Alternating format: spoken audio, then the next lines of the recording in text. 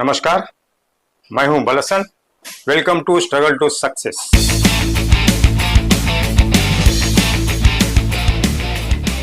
Struggle to success में आप सभी का स्वागत है। आज हम जो बात करने जा रहे हैं, जो आज का जो विषय है, एक महान व्यक्ति की, जो एक गरीब परिवार में से है।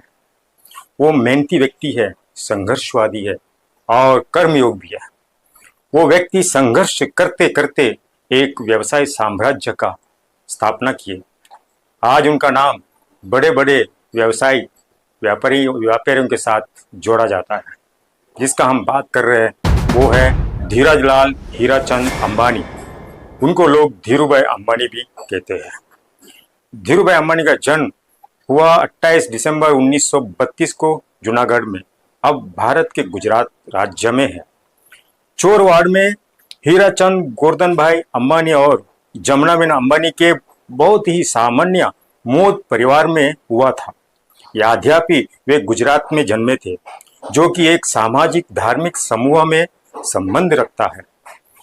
धीरूभाई अंबानी एक शिक्षक के तीसरे बेटे थे। व्यवसाय सप्ताहांत में गिरनार की पहाड़ियों में जो तीर्थ यात्रियों के लिए पकोड़ा बनाकर बेचा करते थे धीरूभाई अंबानी। और परिवार में आर्थिक तंग के कारण धीरूभाई अंबानी को छोटा मोटा काम करना पड़ा और उनका जो पढ़ाई हाई स्कूल तक की पढ़ाई कर पाए। जब धीरूभाई अंबानी 16 साल के हो गए तो वो एडेन चले गए। एडेन जाकर वहाँ पे एक पेट्रोल पंप में सहायक रूप में अपना जो पहली नौकरी करना शुरू किए। उनका जो नौकरी जो शुरुआत किए थे, उनका जो तनख्वाह थी 300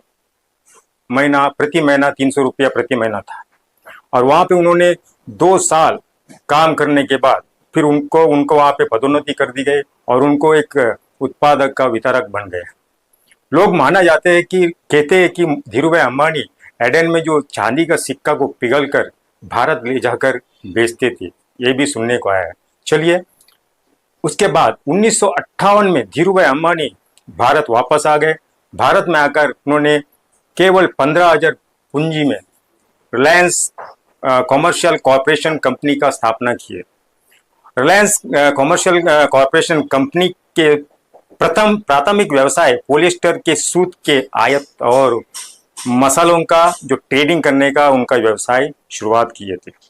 रिलायंस कॉमर्शियल कॉरपोरेशन का पहला कार्यालय मस्जिद बंदर के नरसिंहनाथ सड़क पर स्थापित की गई और एक टेलीफोन, एक मेज और 3 कुर्सी के साथ एक 350 स्क्वायर फीट का कमरा था। आरंभ में उनके व्यवसाय में मदद के लिए 2 सहायक के रूप में 2 आदमी को रखा गया। धीरूभाई अंबानी के कुल धनराशि 1960 में 10 लाख रुपया हो गया था। 1965 में धीरूभाई अंबानी और चंपकलाल धीमानी के जो साझेदारी थी वो खत्म हो गई। वो खत्म इसलिए हुआ, दोनों का जो स्वभाव में बहुत अंतर था।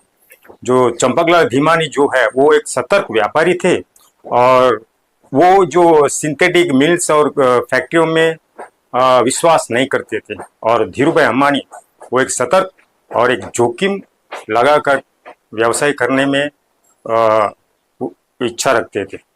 और उसके बाद धीरूभाई अंबानी स्वयं अपना जो व्यवसाय को शुरुआत किए और चंपकलाल धीमानी अलग हो गए। और इनसे अलग होने के बाद धीरूभाई अंबानी वे मानते हैं कि मूल्य वृद्धि की आशा रखते हुए भंडारों का निर्माण भुवनेश्वर में, मुंबई में के स्टेट में किया जाना चाहिए ताकि लाभ बनाया जाए, मुनाफा बनाया जाए। और 1966 को Dhirubhai Ambani Reliance textile industry private limited company का स्थापना किए। और वही साल में 1966 को नरोडा में पॉलिएस्टर का यानी सिंथेटिक्स मिल का फैक्ट्री का स्थापना किए। और 1968 को धीरूभाई अंबानी दक्षिण मुंबई के अल्टेमोन में चले गए। 1973 में धीरूभाई अंबानी ने उनका जो कंपनी जो प्राइवेट लिमिटेड कंपनी जो थी बनाई थी 1966 में, जो Reliance textile industries private limited को उन्होंने रिलायंस टेक्सटाइल इंडस्ट्रीज लिमिटेड कर दिया। और 1977 को धीरूभाई अंबानी ने रिलायंस टेक्सटाइल इंडस्ट्रीज लिमिटेड का आईपीओ लेके आया और आईपीओ में कम से कम 7 टाइम यानी 7 टाइम ओवर सब्सक्राइब हुआ था।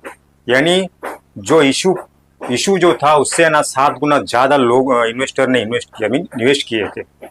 और धीरू भाई अंबानी की जो रिलायंस के जो शेयरों के भाव सबसे ऊंचे हो गए थे और जिन बिकवाली दलालों ने चाल चलाई थी कि उन्हें अंबानी के सामने नस्त मस्तक होना पड़ा।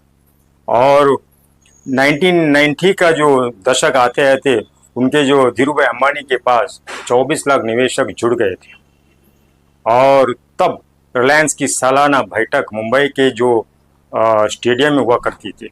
धीरू भाई अंबानी कंपनी के एजीएम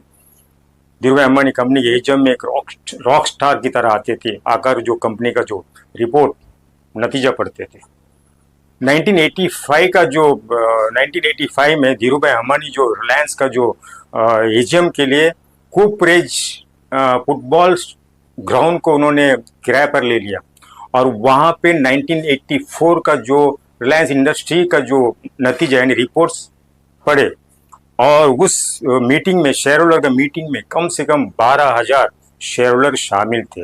वो उस वक्त का जो देश के बहुत बड़ी मीटिंग थी रिलायंस टेक्सटाइल इंडस्ट्री की।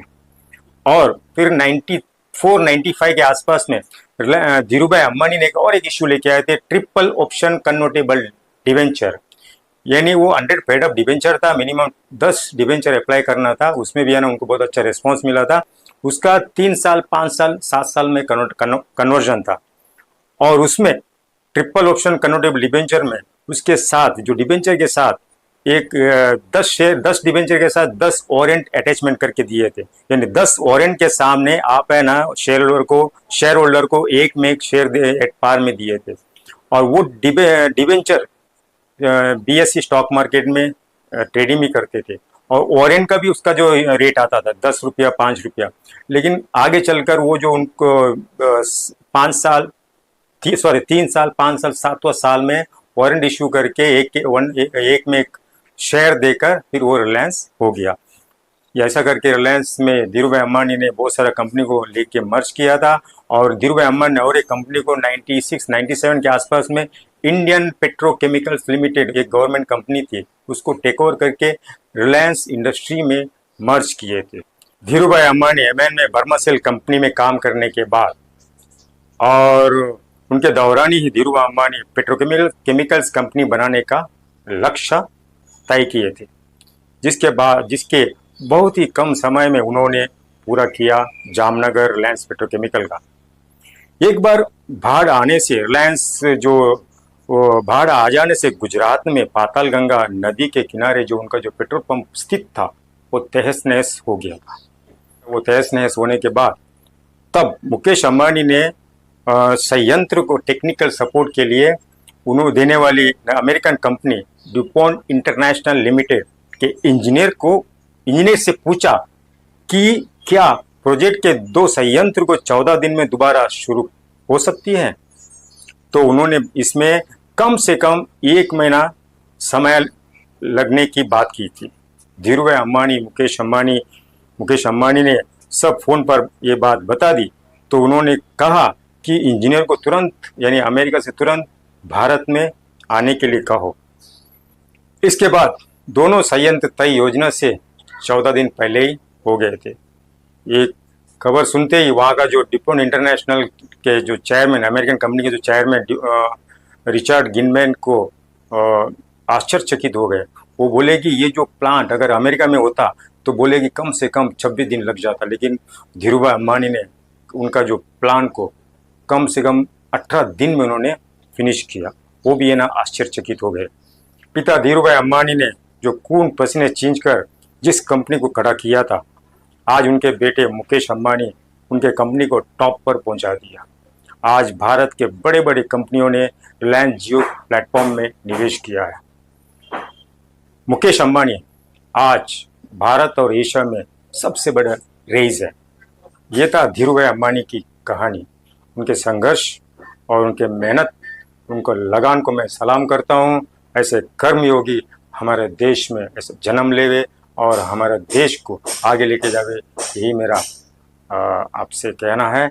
और मुझे फिर से एक बार धीरूभाई अंबानी को मैं सलाम करूंगा। ऐसे संघर्षवादी को जाने की आज्ञा दीजिए। जय हिंद।